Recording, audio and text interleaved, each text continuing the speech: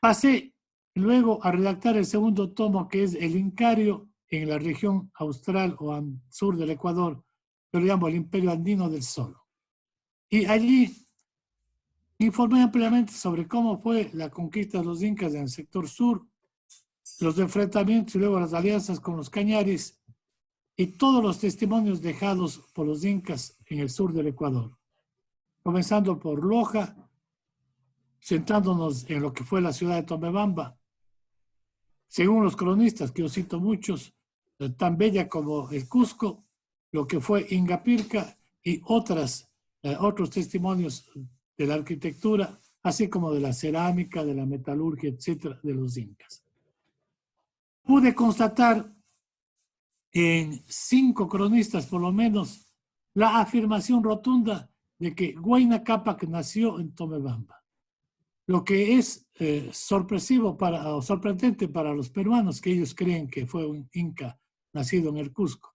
Yo estuve invitado a la ciudad del Cusco, llevé mis libros y quedaron pues totalmente anonadados sabiendo que Huayna Cápac, el mejor de los incas, el más poderoso, nació en Tomebamba.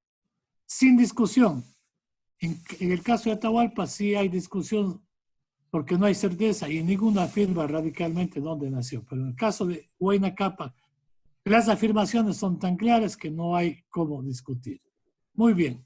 Entonces, para redondear, redacté el tomo tercero que está dedicado al siglo XVI y dentro del siglo XVI a la fundación o cofundación de Cuenca en 1557. Doctor, antes de ir a la fundación de Cuenca, también le quisiera interrumpir un poquito nada más, solamente para cuestiones de puntualización que quisiera preguntarle, que a veces, como digo, leemos, pero por ejemplo, antes de ir a la fundación, que le corté ahí, disculpe, Sí.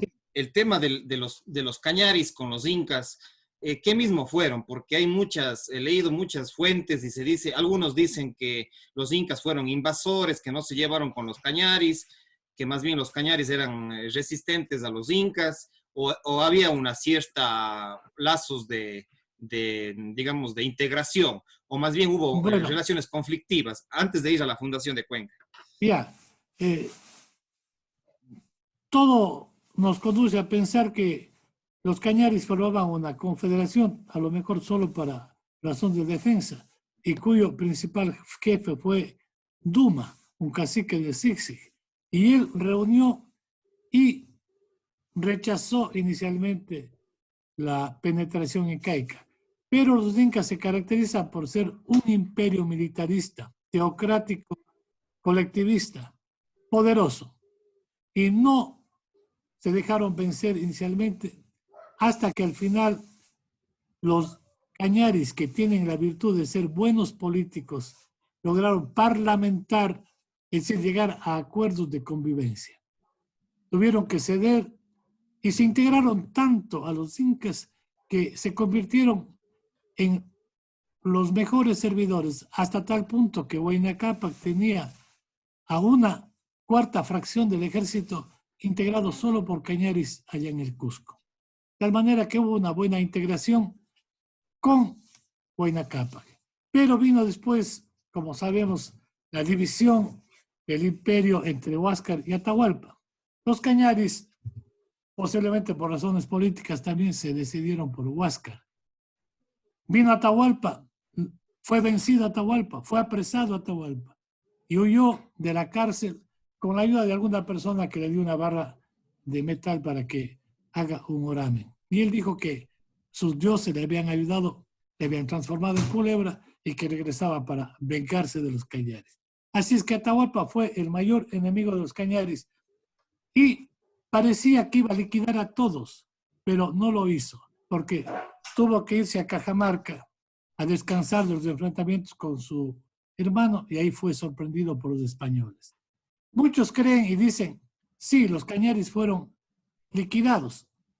No fueron liquidados porque hay un cronista a quien cuenta Atahualpa que su intención era volver para terminar de liquidar a los cañaris. Bueno, fundamentalmente liquidaba a los hombres en capacidad de portar armas, de tal manera que se respetaba un poco a las mujeres y a los niños.